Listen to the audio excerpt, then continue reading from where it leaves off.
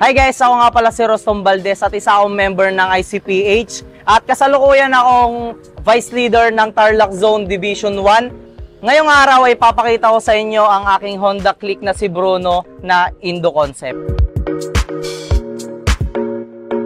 Ano-ano nga ba ang binago ko sa aking Honda Click? Tara, isa-isahin natin. Uunahin natin sa mags mga bossing. Dito sa mags, meron po tayo ditong Boom X na Saber. Sa ating caliper naman po, meron po tayong Nissin Twin Africa. At sa ating pong front shock, nakakaita rin po tayo. At dito po sa ating bi-LED projector na gawang Igor Moto Garage, super premium bi-LED endgame po. At para naman sa ating disc ay gumamit tayo dito ng Delkevic 330mm at sa ating hose naman, gumamit po tayo dito ng Switch na hose.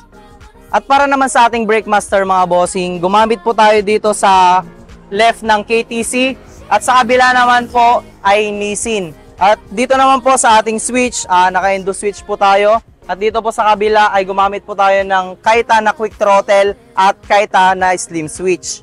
Para naman dito sa side na to mga bossing, una-una gumamit din po tayo ng engine support para mas maganda yung kanyang tindigan. At dito naman po sa center at side stand, nakasalaya po tayo. At dito naman po, nirepaint lang natin yung ating crankcase, dagdag detalye. At yung ating air filter, binutasan po natin to at nilagyan natin ng veloscope. Dagdag detalye din po yan. At para naman sa ating rear shock mga bossing, gumamit po tayo dito ng Kaita. At dito naman sa kabilang side mga bossing ko, dito sa ating tail light, gumamit tayo dito ng Indo tail light mga tropa. Yan, napakaangas. At dito sa ating tambucho, gumamit po tayo dito ng Kinochi tire hugger. At dito naman sa ating radiator cover ay meron po tayo ditong NSA titanium radiator cover. At sa ating swing arm po, meron po tayo dito DT10 na swing arm. At para sa ating hose naman mga tropa, gumamit po tayo dito ng Samco.